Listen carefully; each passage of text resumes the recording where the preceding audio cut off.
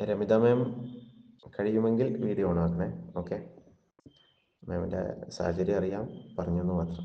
Okay, Kavyasree ma'am okay അല്ലേ? Breakfast ഒക്കെ കഴിച്ചു?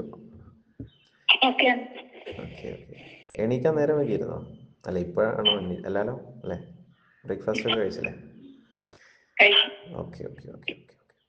അപ്പോൾ നമ്മൾ കഴിഞ്ഞ ക്ലാസ്സിൽ എന്തൊക്കെയായിരുന്നു പറഞ്ഞതെന്ന് ഓർക്കുന്നുണ്ടോ?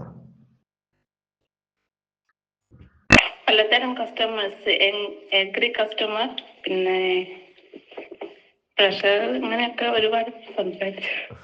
Okay okay. ഒരുപാട് കസ്റ്റമേഴ്സിനെ നമ്മൾ ഐഡൻറ്റിഫൈ ചെയ്തു അല്ലേ? ഇനി എന്താ പ്രൊഫഷണലായിട്ട് ഇപ്പോൾ നമ്മളുടെ അടുത്തേക്ക് ഒരു കസ്റ്റമർ, ഇപ്പോൾ നമ്മൾ നൽകിയ ഒരു പ്രൊഡക്റ്റ് അല്ലെങ്കിൽ ഒരു സർവീസ്, അതുമായി ബന്ധപ്പെട്ട് ഒരു കസ്റ്റമർ നമ്മളെ വീണ്ടും സമീപിക്കുകയാണ്, അല്ലെങ്കിൽ അതുമായി ബന്ധപ്പെട്ട് സംശയങ്ങളോ അതല്ലെങ്കിൽ വല്ല പരാതികളോ ഒക്കെ ബോധ്യപ്പെടുത്താൻ വേണ്ടിയിട്ട് നമ്മളുടെ അടുത്ത് സമീപിക്കുന്ന സമയത്ത് നമ്മൾ അവരെ എങ്ങനെയാണ് അവരെ ഹാൻഡിൽ ചെയ്യേണ്ടത് എന്നതുമായി ബന്ധപ്പെട്ടിട്ടാണ് ഇന്ന് നമ്മൾ സംസാരിക്കുന്നത്. ഇതിൻ്റെ ബേസിക് ആയിട്ട് നമ്മൾ പറയുന്ന ഒരു മെത്തേഡ് എന്ന് പറയുന്നത് ലേൺ മെത്തേഡ് എന്ന് പറയും. ലേൺ എന്ന് പറയുമ്പോൾ ലേൺ മീൻസ് പഠിക്കുക. ലേൺ എന്ന് പറഞ്ഞാൽ അത് ആ ഒരു പഠിക്കുക എന്നുള്ളതിനപ്പുറത്ത് LEARN ഈ ഒരു ആൽഫബറ്റ്സ് നമുക്ക് ഇന്ന് ചൂസ് ചെയ്യാം. ലേൺ മെത്തേഡ് അത് ഒന്ന് നമുക്കൊന്നുകൂടെ കൃത്യമായിട്ട് മനസ്സിലാക്കാൻ വേണ്ടിയിട്ടാണ് ആ ഒരു മെത്തേഡ് നമ്മൾ പറയുന്നത്, ലേൺ മെത്തേഡ് എന്ന്. അപ്പോൾ അതിൽ എൽ എന്നതുകൊണ്ട് ഉദ്ദേശിക്കുന്നത് സിംപ്ലി ലിസൺ അല്ലേ, ലിസണിങ് ആണ്. ലിസണിങ് എന്ന് പറഞ്ഞാൽ വളരെ പ്രധാനമാണല്ലോ.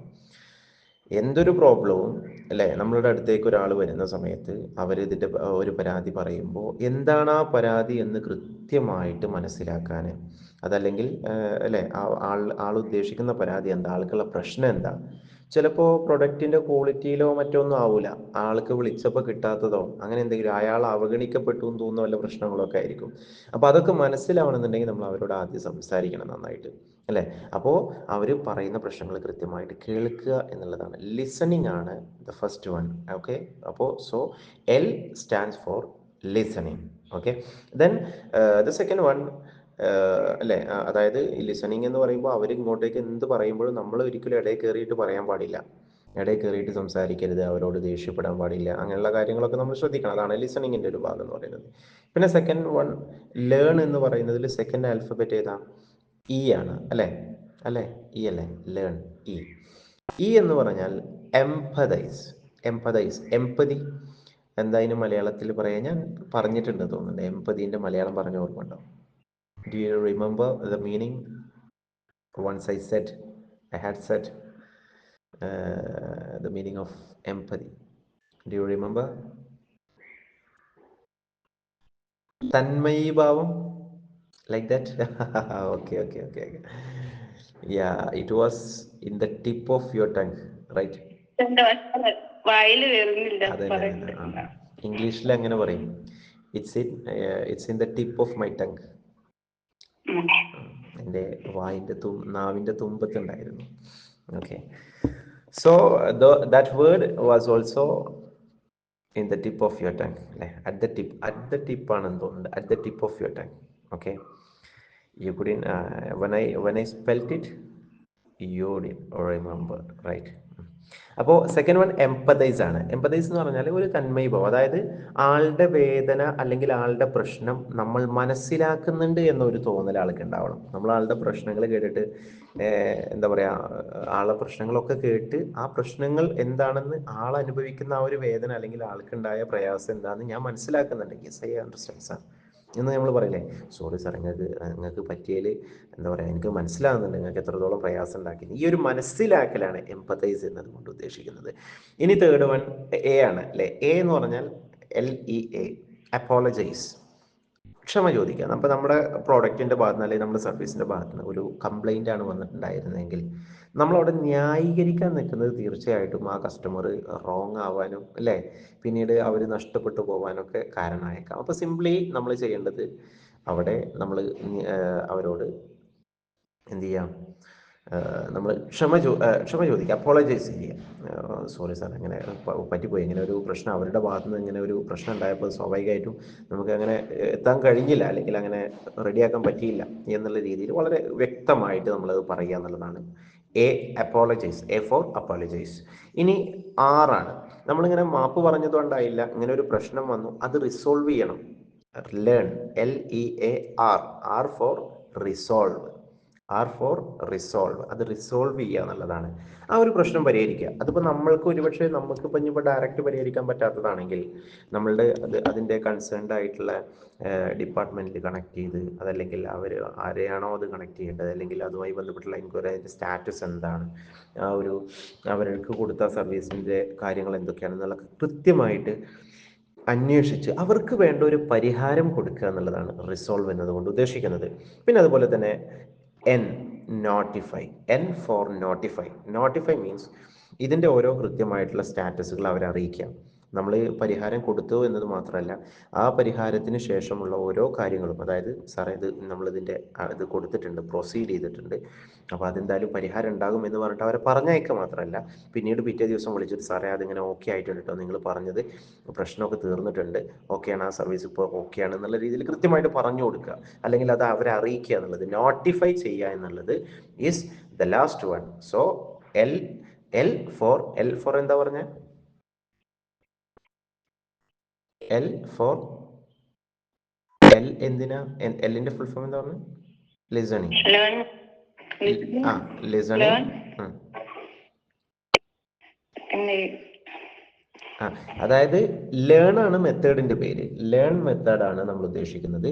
അതിലെ എൽ എന്നുള്ളത് എന്താണ്, ലിസണിങ്. പിന്നെ അതുപോലെ ഇ എന്നുള്ളത് എംപതൈസ്, എ എന്നുള്ളത് അപ്പോളജൈസ്, പിന്നെ അതുപോലെ ആർ എന്നുള്ളത് റിസോൾവ്, പിന്നെ അതുപോലെ എൻ എന്നുള്ളത് നോട്ടിഫൈ. ഇതാണ് ലേൺ മെത്തേഡ് എന്ന് പറയുന്നത്. അപ്പോൾ കസ്റ്റമേഴ്സിൻ്റെ പ്രോബ്ലംസ് കൈകാര്യം ചെയ്യാനുള്ള ഒരു വളരെ സിമ്പിളായിട്ട് നമ്മൾ പറയാറുള്ള ഒരു മെത്തേഡാണ്. ഓക്കെ.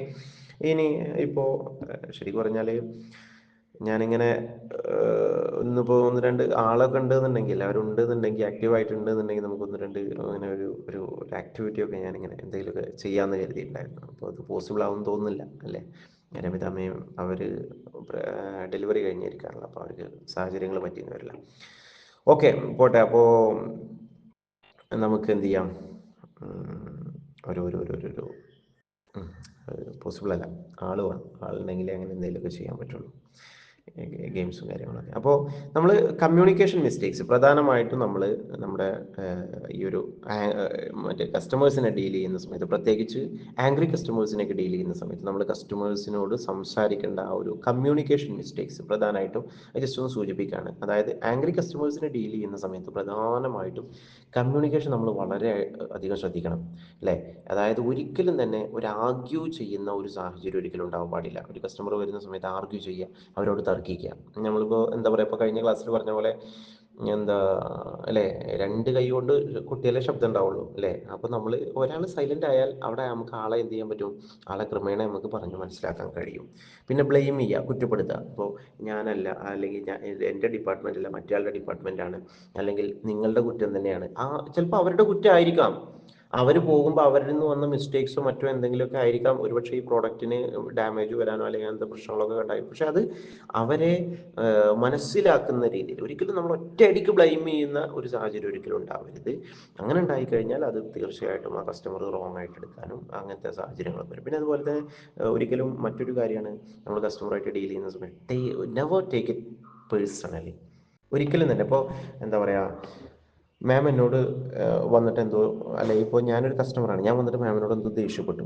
അപ്പോൾ ദേഷ്യപ്പെട്ടപ്പോൾ പിന്നെ മാം എന്താ പറയുക, ഇങ്ങനെ ആലോചിച്ചിട്ട് ഇങ്ങനെ പ്രഷർ കയറുക, എന്താ എന്നോട് അങ്ങനെ പറഞ്ഞേ, അല്ലേ? അങ്ങനെ ഉണ്ടാവില്ലേ നമുക്ക്? ചില ആളുകൾ എന്തോ വന്നിട്ട് പറഞ്ഞു പോയി കഴിഞ്ഞാൽ പിന്നെ നമുക്കൊരു ഇങ്ങനെ ആലോചിച്ച് ഇങ്ങനെ മനസ്സിൽ ഇങ്ങനെ കൊടുത്ത് ഓവർ തിങ്ക് ചെയ്ത് അത്തരത്തിലുള്ള ഒരു പേഴ്സണലായിട്ട് എടുക്കുന്ന ഒരു സംഗതി ഒരിക്കലും ഉണ്ടാവില്ല. അതൊക്കെ അവിടെ തീർന്നു പോകും അല്ലേ? ഇതൊക്കെ ഒരു അല്ലേ, everything is an experience, each person in our life is an experience അല്ലേ?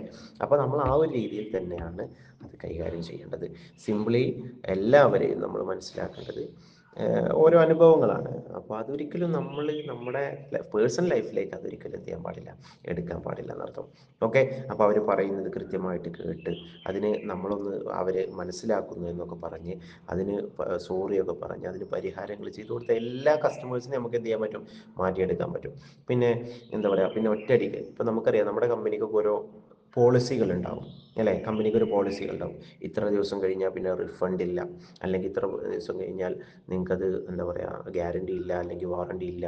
ഇത്തരത്തിലുള്ള കമ്പനി പോളിസികൾ അതൊരിക്കലും ഒറ്റയടിക്ക് ഒരു പ്രശ്നം പറഞ്ഞു വരുന്ന ആളുകൾ ഞങ്ങളുടെ കമ്പനീൻ്റെ പോളിസി ഇങ്ങനെയാണ്, നിങ്ങൾ പറ്റുമെങ്കിൽ ചെയ്താൽ മതി കേട്ടോ, നീ പോയടാ അവിടെ നിന്ന് ഉള്ള രീതിയിൽ ആ ഒരു റോങ് ആയിട്ട് നമ്മൾ സംഗതി ശരിയാണ്, നമുക്ക് പോളിസിയും കാര്യങ്ങളൊക്കെ ഉണ്ട്, പക്ഷെ കണ്ണ് പൊളിയുന്നുള്ളതാണ്. അങ്ങനെയൊക്കെ പറഞ്ഞു കഴിഞ്ഞാൽ ഭയങ്കര റോങ് ആയിട്ട് അല്ലേ? അങ്ങനെയല്ലേ അവർ കസ്റ്റമേഴ്സ് റോങ് ആയി പെരുമാറുന്ന സമയം നമുക്ക് പോളിസി ഉണ്ടാവും, പക്ഷെ അത് നമ്മൾ അവതരിപ്പിക്കുന്ന ആ പോളിസിനെ കുറിച്ച് നമ്മൾ സംസാരിക്കുന്ന സമയത്ത് ഇത് കമ്പനിയുടെ പോളിസി ഇങ്ങനെയാണ്, നിങ്ങൾ വേണമെങ്കിൽ ചെയ്താൽ മതി എന്ന രീതിയിലൊന്നും ഒരിക്കലും ഉണ്ടാവാൻ പാടില്ല. വളരെ നൈസായിട്ട് ആ കാര്യമാണെങ്കിൽ പോലും അവരോട് അവതരിപ്പിക്കാം. സാർ, നമുക്ക് കമ്പനി ഇങ്ങനെയാണ് നമ്മളോട് പറയുന്നത്, നമുക്ക് എന്തായാലും ഒന്ന് പരിഹരിക്കാം. അതായത് എന്ത് നമ്മൾ പറയുന്ന സമയത്ത് ചെറിയൊരു പ്രതീക്ഷ, ഒരു 99 പറഞ്ഞാലും 1% പ്രതീക്ഷ. നമ്മൾ പലപ്പോഴും എന്താ ചെയ്യുന്നത് അറിയാം, ഒരാളുടെ ഈഗോ ഹേർട്ട് ആവുക എന്ന് പറയുന്നത് ഇപ്പോൾ വരുന്ന കസ്റ്റമറോട് അതൊന്നും നടക്കൂല, ഒറ്റയടിക്ക് തീർത്താണ് പറഞ്ഞു കഴിഞ്ഞാൽ പിന്നെ ആൾക്ക് എന്താ നടത്തിയാൽ എന്നൊരു ചിന്തയായിരിക്കും ഉണ്ടാവുക. പക്ഷെ നമ്മളവിടെ ഒരു ചെറിയൊരു പ്രതീക്ഷ ആൾക്ക് കൊടുത്തു കഴിഞ്ഞാൽ, സാറേ ഇങ്ങനെ ഒരു നമുക്ക് കമ്പനി ഇങ്ങനെയാണ് പറയുന്നത്, പക്ഷേ നമുക്ക് നോക്കാം സാറേ, ഞാൻ എന്തായാലും പരമാവധി ഒന്ന് ശ്രമിക്കാം, ഞാൻ മാനേജറെ ഒന്ന് കാണട്ടെ, മാനേജറെ കണ്ടിട്ട് ഒന്ന് സംസാരിച്ച് കഴിഞ്ഞാൽ ചിലപ്പോൾ ഇതിൽ മാറാൻ സാധ്യതയുണ്ട്. എന്നിട്ട് എന്ത് ചെയ്യുക, അങ്ങനെ ആ ഒരു രീതിയിൽ അത് ഡീൽ ചെയ്തിട്ട് വളരെ നൈസായിട്ട് അപ്പോൾ ആളെ പരിഗണിച്ചു, ആളുടെ ആവശ്യം പരിഗണിച്ചു, ആളെ ഒരു വ്യക്തിയായിട്ട് പരിഗണിച്ചു, ആളുടെ പ്രശ്നത്തെ പരിഗണിച്ചു എന്നൊരു തോന്നൽ വരും. പിന്നെ എവിടെയെങ്കിലുമൊക്കെ ചിലപ്പോൾ ഇത് റെഡി ആവും, ഇനിയിപ്പോൾ ഇത് റെഡി ആയില്ലെങ്കിൽ കുഴപ്പമില്ല എന്നുള്ളൊരു മൈൻഡ് ആൾക്ക് വരും. അപ്പോൾ ആ ഒരു രീതിയിൽ അത് സംസാരിച്ചെത്തിക്കാൻ കഴിയുക എന്നുള്ളതാണ്. അതല്ലാതെ ഇത് കമ്പനിയുടെ പോളിസി അങ്ങനെയാണ് ഇങ്ങനെയാണെന്ന് പറഞ്ഞാൽ അത് ആളെ റോങ് ആയിട്ട് എടുക്കും. ഓക്കെ. പിന്നെ ചില കാര്യങ്ങൾ ഇപ്പോൾ നമുക്കറിയാത്ത കാര്യങ്ങളാണെങ്കിലും നമ്മളോട് പറയാണ്, ഇതിനെക്കുറിച്ച് ഇങ്ങനെ ഇതെന്താണ് ഇങ്ങനെ എന്ന് ചോദിക്കുമ്പോൾ എനിക്കറിയില്ല. നമ്മൾ ഫ്രണ്ട് ഓഫീസിൽ എവിടെയാണെങ്കിലും അല്ലെങ്കിൽ നമ്മൾ ഒരു കമ്പനിയുടെ ഭാഗമാണെങ്കിൽ ഏത് ഡിപ്പാർട്ട്മെൻറ്റിലുള്ള ആൾ വന്നാലും അല്ലെങ്കിൽ ഒരു കസ്റ്റമർ അവർ ഡിപ്പാർട്ട്മെൻറ്റ് മാറിയിട്ട് നമ്മളോടാ വന്ന് ചോദിക്കുന്നത്. അപ്പോൾ നമ്മളിങ്ങനെ നോക്കിയിട്ട് ഇത് എനിക്കറിയില്ല കേട്ടോ എന്ന് പറഞ്ഞിട്ട് ഒഴിവാക്കുകയല്ല വേണ്ടത്, മറിച്ച് ഇത് സാറേ അപ്പോൾ അതിനെ വളരെ നൈസായിട്ട് അത് പറഞ്ഞു കൊടുക്കുക. എങ്ങനെ സാറേ, ഇത് നമ്മുടെ ഡിപ്പാർട്ട്മെൻ്റ് അല്ല, പക്ഷെ ഞാനത് എന്ത് ചെയ്യാം, ഞാൻ നിങ്ങൾക്കത് പറഞ്ഞു തരാം, ഞാനൊന്ന് നോക്കട്ടെ, ഞാൻ അവരോടൊന്ന് ചോദിക്കട്ടെ എന്ന് പറയുമ്പോൾ അല്ലേ, അതൊരു റെസ്പെക്റ്റാണ്. ആ ഒരു റെസ്പെക്റ്റ് നമ്മൾ കൊടുക്കുക. So we also will be respected അല്ലേ, നമ്മളും റെസ്പെക്റ്റ് ചെയ്യപ്പെടും. പിന്നെ അതുപോലെ തന്നെ ഇനിയിപ്പോൾ ഡിപ്പാർട്ട്മെൻ്റ് അല്ല എന്ന് പറയുമ്പോൾ ഇതിൻ്റെ ഡിപ്പാർട്ട്മെൻ്റ് അല്ല, നിങ്ങൾ എങ്ങോട്ടാ ചോദിക്കും എന്നുള്ള രീതിയിൽ പറയുന്ന ആ ഒരു പെരുമാറ്റം അല്ലേ, പല ഇതിവിടെ അല്ല അവിടെ കൊടുക്ക് എന്ന് പറയുന്ന സാഹചര്യങ്ങളൊക്കെ പല ഓഫീസുകളിലും നമുക്ക് കാണുന്നുണ്ടാവും. അതൊക്കെ ഭയങ്കര എന്താ പറയുക, കസ്റ്റമേഴ്സിനെ നഷ്ടപ്പെടുത്തുന്ന തരത്തിലുള്ള പെരുമാറ്റങ്ങളാണ് നടത്തും. ഓക്കെ. പിന്നെ അതുപോലെ തന്നെ അപ്പോൾ ഈ കാര്യങ്ങളൊക്കെയാണ് ഏറ്റവും പ്രധാനമായിട്ട് ഒരു കസ്റ്റമറെ ഡീൽ ചെയ്യുന്ന സമയത്ത്, പ്രത്യേകിച്ച് ഒരു ഫീഡ്ബാക്ക് അല്ലെങ്കിൽ അങ്ങനെ വരുന്ന ഒരു കസ്റ്റമറെ ഡീൽ ചെയ്യുന്ന സമയത്ത് നമ്മൾ ശ്രദ്ധിക്കേണ്ട കാര്യങ്ങൾ എന്ന് പറയുന്നത്. ഓക്കെ. ഇനി ഞാൻ ചോദിക്കുന്നത്, നമ്മളെപ്പോഴും ആലോചിക്കേണ്ട ഒരു കാര്യം എന്ന് പറഞ്ഞാൽ, ഇപ്പോൾ കാവ്യശ്രീ മാം അല്ലേ, അല്ലെങ്കിൽ ദർശന മാം, മാമിൻ്റെ കയ്യിൽ നിന്ന് പർച്ചേസ് ചെയ്യുമോ എന്നുള്ളതാണ് ആലോചിക്കേണ്ടത്. മാമിൻ്റെ കയ്യിൽ നിന്ന് പർച്ചേസ് ചെയ്യുമോ എന്ന് മനസ്സിലായോ? അതായത് അപ്പോൾ മാം എന്ത് ചെയ്യുക, മാമിൻ്റെ സ്വഭാവത്തെക്കുറിച്ച്, മാം എങ്ങനെയായിരിക്കും, മാം എങ്ങനെയാണ് കസ്റ്റമേഴ്സിനോട് ഡീൽ ചെയ്യുന്നത് എന്ന് മാം ചിന്തിക്കുക. അപ്പം നിങ്ങൾക്കല്ലേ, അതല്ലേ നമ്മൾ വേറുള്ളവരെ കുറിച്ചിട്ടല്ലല്ലോ ആലോചിക്കേണ്ടത്, നമ്മൾ സ്വയം ആലോചിക്കുക, സ്വയം റിഫ്ലക്റ്റ് ചെയ്യുക, ഇൻട്രോസ്പെക്റ്റ് ചെയ്യുക അല്ലേ, റിട്രോസ്പെക്റ്റ് ചെയ്യുക, എന്താ പുനർവിചിന്തനം നടത്തുക, നമ്മുടെ കഴിവുകളെ കുറിച്ച്, നമ്മുടെ സ്കിൽസിനെ കുറിച്ച്, നമ്മുടെ പെരുമാറ്റം, നമ്മുടെ ബിഹേവിയർ, ഇതിനെക്കുറിച്ചിട്ട് കൃത്യമായിട്ടൊരു ധാരണ ഉണ്ടാക്കുക എന്നുള്ളതാണ്. അപ്പോൾ അതിനെക്കുറിച്ച് ചോദിച്ച് അല്ലേ നമ്മൾ സ്വയം ഞാൻ ഇങ്ങനെയൊക്കെ പെരുമാറിക്കഴിഞ്ഞാൽ, അപ്പോൾ ഞാൻ ദേഷ്യപ്പെട്ട് കഴിഞ്ഞാൽ എനിക്കൊരിഷ്ടം തോന്നില്ല അല്ലേ, നമ്മൾ അങ്ങനെ ചിന്തിക്കുക. എൻ്റെ സ്വഭാവം ഇങ്ങനെയൊക്കെ ആക്കിക്കഴിഞ്ഞാൽ ഞാനൊരു കസ്റ്റമർ ആണെങ്കിൽ ഞാൻ അങ്ങനത്തെ ഒരാളിൽ നിന്ന് വാങ്ങുമോ എന്ന രീതിയിൽ സ്വയം ചിന്തിക്കുക. Would you buy from yourself, നിങ്ങൾ നിങ്ങളുടെ അടുത്ത് നിന്ന് വാങ്ങുമോ എന്നുള്ളതാണ് അത് നമ്മൾ അവസാനമായിട്ട് ഈ ഒരു വിഷയത്തിൽ നമ്മൾ ചിന്തിക്കേണ്ട ഒരു കാര്യം എന്ന് പറയുന്നത്. ഓക്കെ. അപ്പോൾ ആ ഒരു കാര്യങ്ങളൊക്കെ ക്ലിയർ ആണല്ലോ അല്ലേ? ഓക്കെ. അപ്പോൾ എന്തായാലും ഒന്ന് കൂടുതലായിട്ട് എടുക്കാൻ ഉദ്ദേശിക്കുന്നില്ല, ഏകദേശം ഒരു 10-15 മിനിറ്റ് ആയല്ലോ അല്ലേ? പിന്നെ വേറെ എന്തെങ്കിലും ഇതുമായിട്ട് ബന്ധപ്പെട്ടിട്ട് പറയാനുണ്ടോ, അല്ലെങ്കിൽ സംശയങ്ങളോ അങ്ങനെ എന്തെങ്കിലും കാര്യങ്ങൾ? സംശയങ്ങൾ ഉണ്ടാവില്ല. ഓക്കെ. നമ്മളിങ്ങനെ ഒരു വൺ സൈഡ് അപ്പോൾ ഒരു കസ്റ്റമർ റിലേറ്റ് ചെയ്തിട്ട് നിങ്ങൾക്ക് എന്തെങ്കിലുമൊക്കെ പുതിയ ആശയങ്ങൾ എന്തെങ്കിലുമൊക്കെ പറയണമെന്ന് തോന്നുന്ന കാര്യങ്ങൾ പറയാം, എന്തെങ്കിലുമൊക്കെ പറയണം, എന്തെങ്കിലും പറയാന്നുള്ളതാണ് കാര്യം. അതായത് ഇപ്പോൾ നമ്മൾ ഒരു കസ്റ്റമറെ ഡീൽ ചെയ്യുന്ന സമയത്ത് എന്തൊക്കെ കാര്യങ്ങൾ ശ്രദ്ധിക്കണം എന്നുള്ളത് ഞാൻ പറഞ്ഞു അല്ലേ.